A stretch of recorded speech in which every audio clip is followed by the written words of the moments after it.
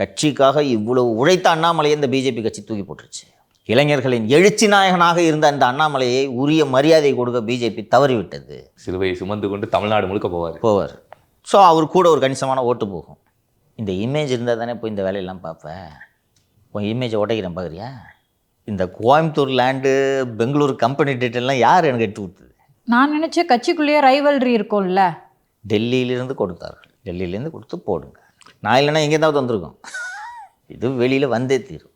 வந்து பரவிடுச்சுன்னா கேட்குறாங்களா கேள்வி, என்ன சார் கம்பெனி ஆரம்பிச்சிருக்கீங்களா? என்ன சொல்கிறாரு? என் பிள்ளைங்க இப்போ சாப்பிடக்கூடாதா? என் பிள்ளைங்க படிக்கக்கூடாதா? இப்போ நான் ஒரு மாற்று அரசியலுக்காக வந்திருக்கிறேங்கண்ணா, எனக்கு இந்த நான் ஐபிஎஸ் பதவி உதறிட்டு வந்தேங்கண்ணான்னு சொன்னதெல்லாம் அடிபட்டு போயிச்சா?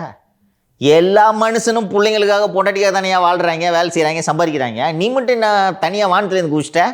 உன் பிள்ளைங்க நல்லா படிக்கணுன்றதுக்காக தொழில் தொடங்குற ரைட்டு, தொழில் தொடங்குறதுக்கு ஏரியா துட்டுன்னு தானே கேட்குறாங்க. நீ தொழில் தொடங்கக்கூடாதுன்னு யாரும் தப்பு சொல்லியே, நம்ம கூட என்ன கேட்குறான்? நல்ல விஷயம். ஐஏஎம் படித்தவர், பிஸ்னஸ்னால் நல்லா தெரியும் அவருக்கு. அவரும் அதான் சொன்னார், நான் அதுக்காக தான் படிச்சிருக்கிறேன், நான் பிஸ்னஸ் பண்ணக்கூடாதா? பண்ணுங்க. ஏதுப்பா முதலீடு?